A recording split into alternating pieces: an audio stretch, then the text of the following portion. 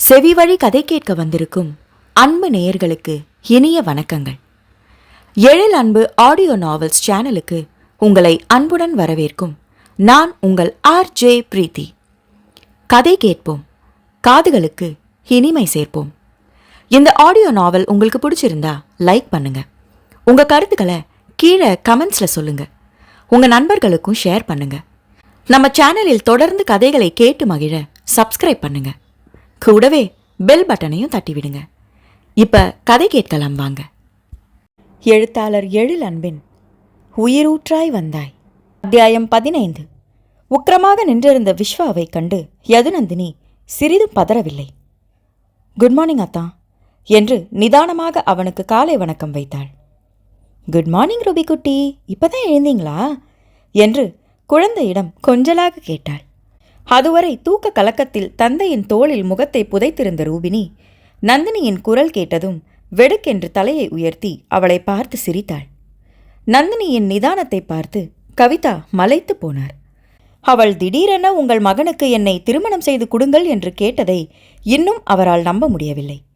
அவள் அப்படி கேட்பாள் என்பதையும் அவர் எதிர்பார்க்கவே இல்லை.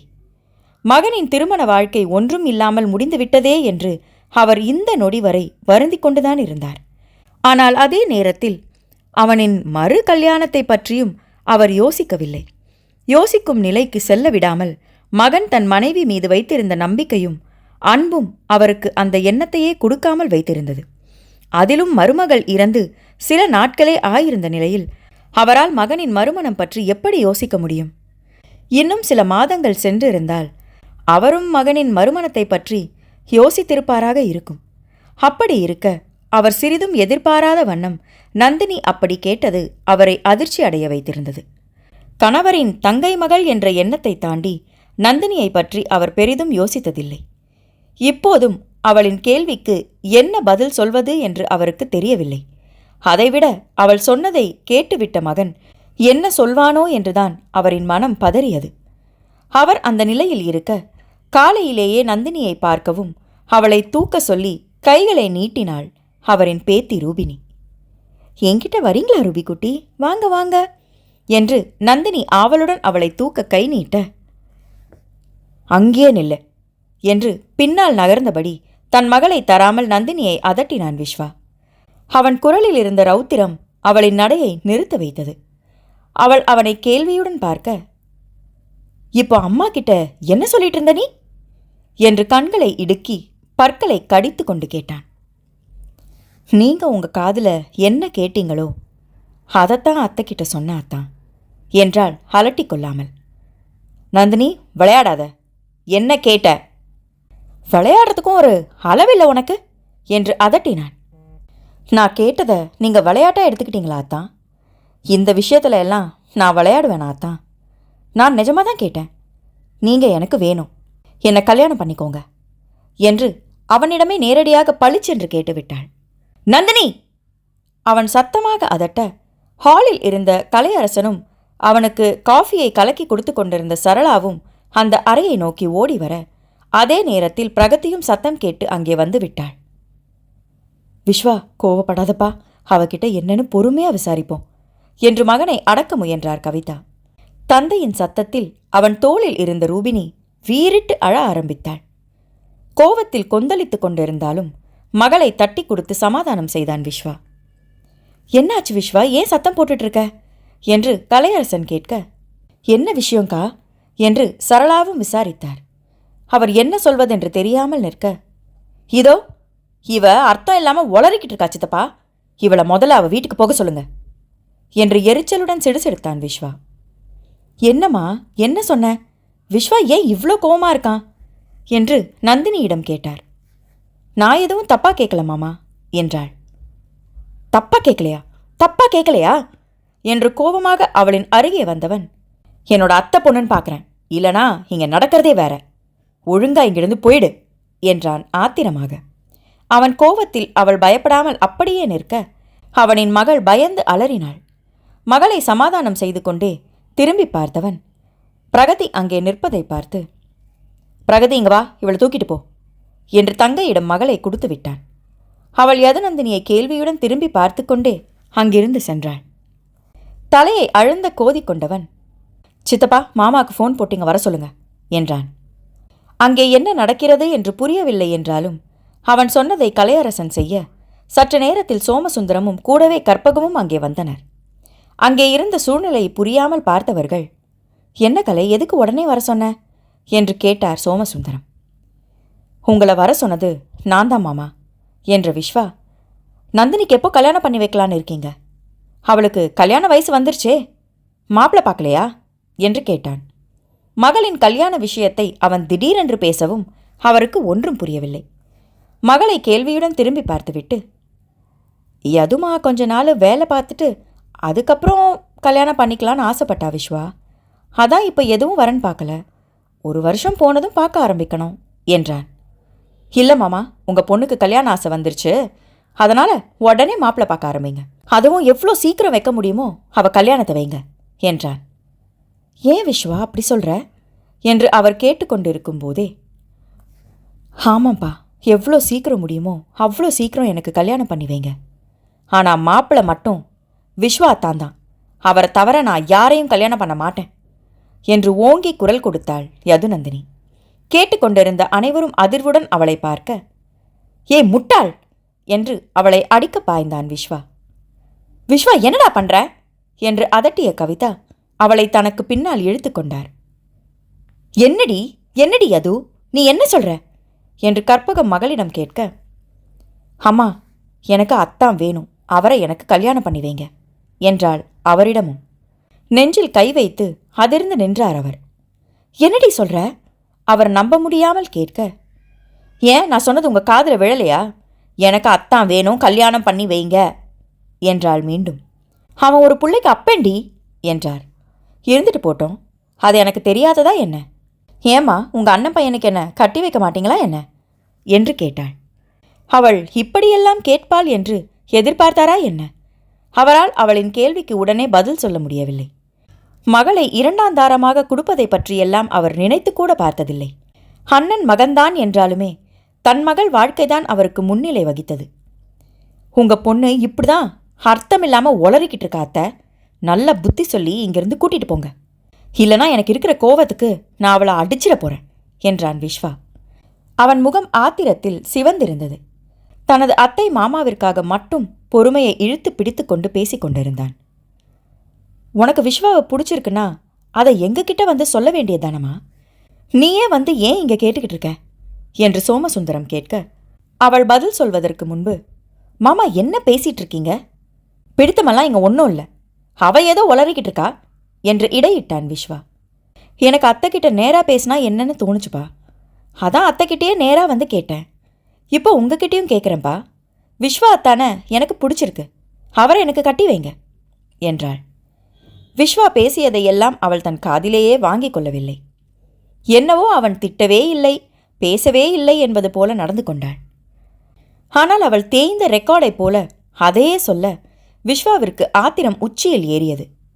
இங்க பாரு, இவ்வளோதான் உனக்கு மரியாதை, ஒழுங்கு மரியாதையா நான் வாயால் சொல்லும் போதே இங்கிருந்து போயிடு, இல்லைனா கழுத்து பிடிச்சி வெளியில் தள்ளிடுவேன் என்று அவன் வார்த்தைகளை வீச, விஸ்வா, அங்கிருந்த பெரியவர்கள் எல்லோரும் அதட்டலாக குரல் கொடுத்தனர். விஸ்வா, அவ என் பொண்ணு, அவளை நீ இப்படி அவமரியாதையா பேசுறது சரியில்லை என்று சோமசுந்தரம் கண்டிக்க, நீ இப்படி சொல்லுவேன்னு நான் எதிர்பார்க்கவே இல்லை விஸ்வா என்று ஆதங்கமாக சொன்னார் கற்பகம். என்ன வேற என்ன செய்ய சொல்றீங்க மாமா? என்ன உங்க பொண்ணு தானே அப்படி பேச வைக்கிறா? உங்க பொண்ணு மரியாதையை காப்பாற்ற நினைச்சா நீங்களே அவளுக்கு நல்ல புத்தியை சொல்லி இங்கிருந்து கூட்டிட்டு போயிடுங்க என்றான். தன்னை இப்படி பேச வைக்கிறாளே என்று அவனுக்கும் ஆதங்கமாக தான் இருந்தது. அத்தை பெண் என்ற பாசம் மட்டும் அவளிடம் இன்று வரை அவனுக்கு இருந்தது. விடலை பருவத்தில் கூட தனது முறை பெண் என்று அவள் மீது அவனுக்கு ஆசையோ ஆர்வமோ இருந்ததில்லை. தங்களில் ஒருத்தியாக வளர்ந்தவளை அப்படி நினைக்க அவனுக்கு தோன்றவும் இல்லை. அப்படி இருக்க இன்று அவள் பேசுவதை அவனால் ஜீரணிக்கவே முடியவில்லை. மனமெல்லாம் கசந்து வழிந்தது. இப்பொழுது அவள் இங்கிருந்து போனால் போதும் என்ற நிலையில் இருந்தான்.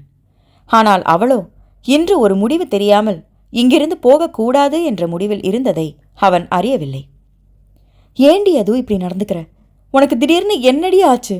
விஸ்வா ஒருத்திக்கு புருஷனா வாழ்ந்தவண்டி, இன்னைக்கு வரைக்கும் அவன் நினைப்பிலே வாழ்ந்துகிட்டு இருக்கான். இப்போ கூட அவளை ஒரு வார்த்தை தப்பாக பேச விடுறானா? அவ்வளவு அவன் பொண்டாட்டி மேலே உயிராக இருக்காண்டி. அப்படி இருக்கும்போது உன்னை எப்படி கல்யாணம் பண்ணிக்குவான்னு நீ நினைக்கிற என்று கற்பகம் மகளிடம் கேட்க, அன்னையை வெறித்த பார்வை பார்த்தாள் மகள். என்னடி அப்படி பார்க்குற? என்னவோ எனக்கு தெரியாத புது விஷயத்த சொல்கிறது போல சொல்கிறீங்களேம்மா. ஏன் ஆத்தானை பற்றி எனக்கு தெரியாதா? நல்லாவே தெரியுமா, ரொம்ப நல்லாவே தெரியும். தெரிஞ்சுதான் கேட்குறேன். எனக்கு அத்தான் வேணும் என்றாள் உறுதியாக. அப்படியே அடிச்சு பல்ல கழட்டிடுவேன் என்று அவளை அடிக்க பாய்ந்தான் விஸ்வா. அவனின் பொறுமை எல்லாம் போய்விட்டு இருந்தது.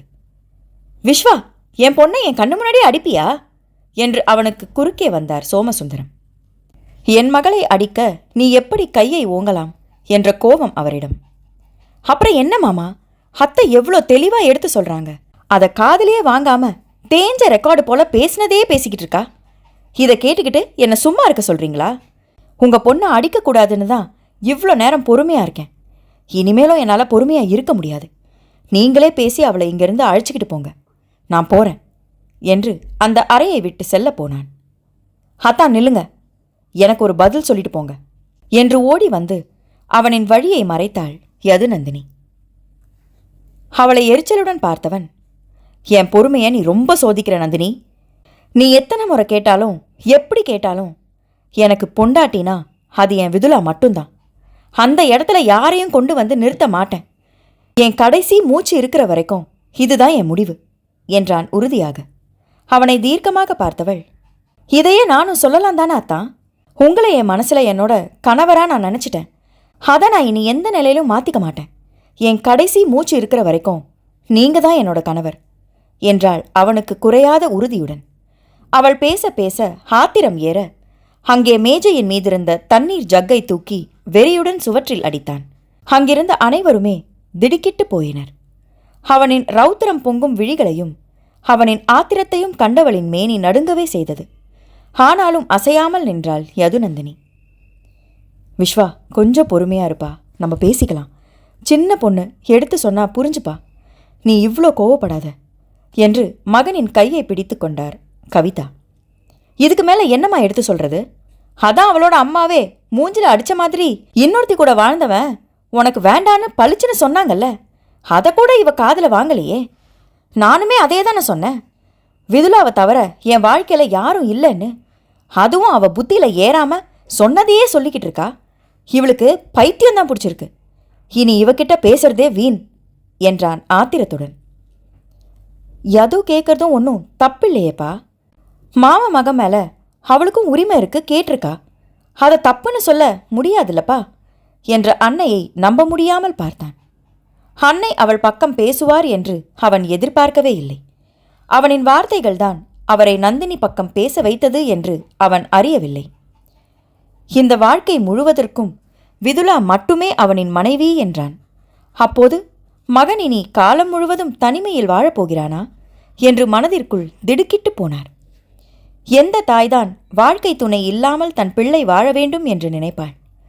மகன், மனைவி, பிள்ளை என்று வாழ வேண்டும் என்ற ஆசை அவருக்கும் இருந்தது. மகனுக்கு மகள் இருக்கிறாள், ஆனால் மனைவி இல்லாத மனைவியை நினைத்து மகன் காலமெல்லாம் தனிமையில் வாழ முடிவெடுத்ததை அவர் விரும்பவில்லை. இப்போது அவனை விரும்பி அவன்தான் வேண்டும் என்று ஒருத்தி நிற்கும்போது அவளை கைவிட்டு விடவும் அவருக்கு விருப்பம் இருக்கவில்லை. ஏன் கற்பகம், என் மகன் ஒருத்தியோட வாழ்ந்தவன் தான். ஆனால் அவன் இப்போ வாழ்க்கையை இழந்துட்டு நிற்கிறான். அவன் காலம் முழுசும் தனியாக இருந்தா உனக்கு சந்தோஷமா? உன் பொண்ணை என் பையனுக்கு கட்டி வைக்க மாட்டியா என்று நேரடியாக நாத்தனாரிடம் பெண் கேட்கவே செய்து விட்டார். அம்மா, நீங்க என்ன செய்றீங்க என்று விஸ்வா அதட்ட நந்தினி முகத்தில் தோன்றிய புன்முறுவலுடன் பார்த்து கொண்டிருந்தாள். அப்படி இல்ல அண்ணி, விஸ்வா இவ்வளோ பிடிவாதமாக இருக்கானே என்று தடுமாறியபடி சொன்ன கற்பகம், அது மட்டும் இல்லாமல் என் பொண்ணு விஷயத்தில் என் வீட்டுக்காரர் சம்மதமும் வேணும் இல்லையா என்று கணவரை பார்த்தார். ஏன் அண்ணா, நீங்கள் விஸ்வாக்கு பொண்ணு கொடுக்க மாட்டீங்களா? அவனை பற்றி உங்களுக்கு எல்லாமே தெரியும் தானே. குணத்தில் அவனை ஒரு குறையும் சொல்ல முடியாது என்று கவிதா சோமசுந்தரமிடம் சொல்ல, விஸ்வா பற்றி நீ சொல்லிதான் எனக்கு தெரியணுமா தங்கச்சி? விஸ்வாவை என் பொண்ணு விரும்புகிறாங்கிறதே எனக்கு இப்போ தான் தெரியும்.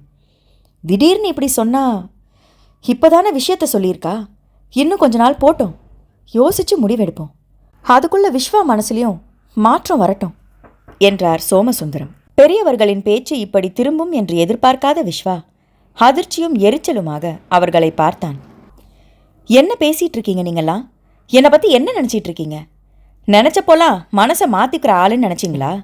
அப்படி ஒரு எண்ணம் உங்கள் மனசில் இருந்தால் அதை அழிச்சிடுங்க. என் மனசு என்றைக்கும் மாறாது. இவ தான் அறிவில்லாமல் பேசிக்கிட்டு இருக்கானா? நீங்கள் எல்லாரும் அதே மாதிரி பேசுகிறீங்க என்று கேட்டவன் நந்தினியை கடுமையாக முறைத்தான். யதுநந்தினியின் முகம் மெல்ல மாறியது. அப்போ நீங்கள் என்ன கல்யாணம் பண்ணிக்க மாட்டீங்களா தான் என்று உணர்ச்சிகள் இல்லாமல் கேட்டாள். இல்லை இல்லை, அந்த எண்ணமே எனக்கு இல்லை, அது என்னைக்கும் நடக்காது என்றான் உறுதியுடன். அப்போ நிஜமாவே என்னை கல்யாணம் பண்ணிக்க மாட்டீங்களா தான்? நிஜமாவா நிஜமாவா என்று வெறி வந்தவள் போல திடீரென்று கத்தினாள்.